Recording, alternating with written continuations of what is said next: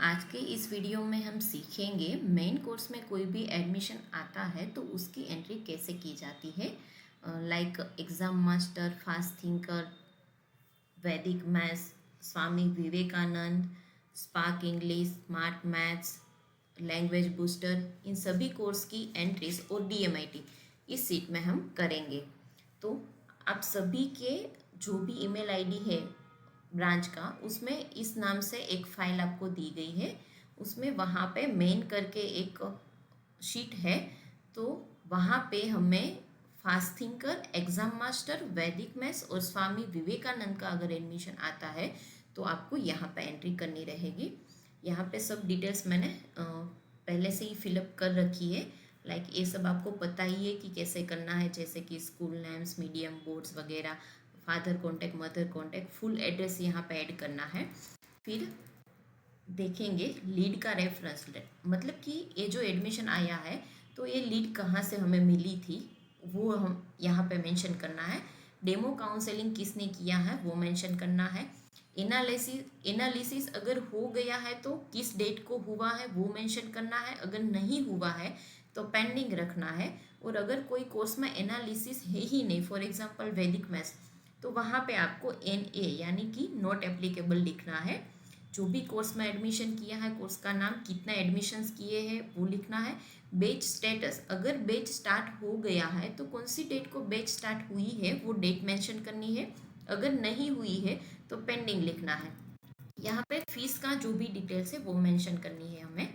जैसे कि यहाँ पे स्ट्रक्चर क्या है फीस का, किस हिसाब से वो फीस पे करेंगे। फॉर एग्जांपल 7,500 वो at the time of analysis पे करेंगे और बाकी के फिर 15 डेज के बाद 2,500 पे करेंगे। जिस हिसाब से आपने रखा है, मैंने यहाँ पे सिर्फ एक एग्जाम्पल के लिए रखा है। अगर कोई डिस्काउंट दिया है आपने तो वो यहाँ पे मेंशन करना है। टोटल फीस उसकी कितनी है, कितनी आई है, वो सब डिटेल्स यहाँ पे आपको मेंशन करनी है। अगर किसी की फीस OTP में है कि वन टाइम पे करने वाले हैं तो यहाँ पे वो लिखना है। ठीक है। फिर अगर GST की क्या डिटेल्स है, अगर GST में एडमिशन दिया है तो हमें यस लिखना है। अगर नॉन GST है तो नो लिखना है। डैश करके छोड़ना नहीं है, यस और नो दोनों में से कोई आएगा।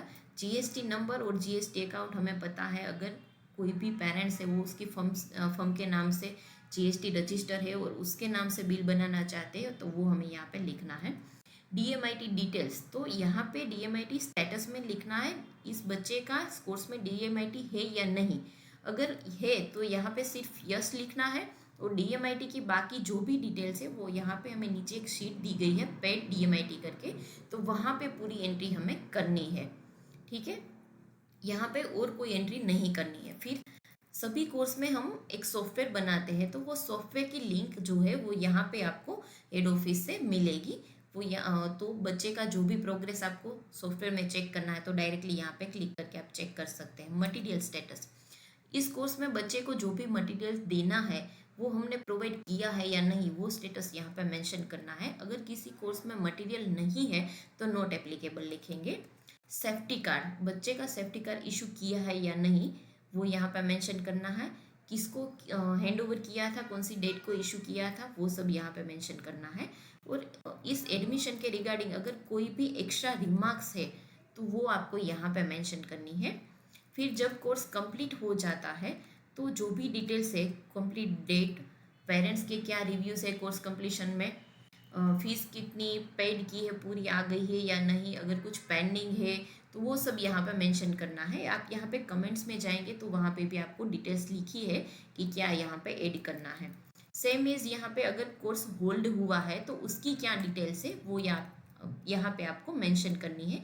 यहाँ पे भी कमेंट में लिखा गया है सब कुछ। फिर अगर कोर्स कैंसिल होता है तब भी यहाँ पे सेम रहेगा। और अगर कैंसिल होता है तो फीस हमने कुछ रिफंड की है या नहीं वो सब कुछ हमें यहाँ पे मेंशन करना है।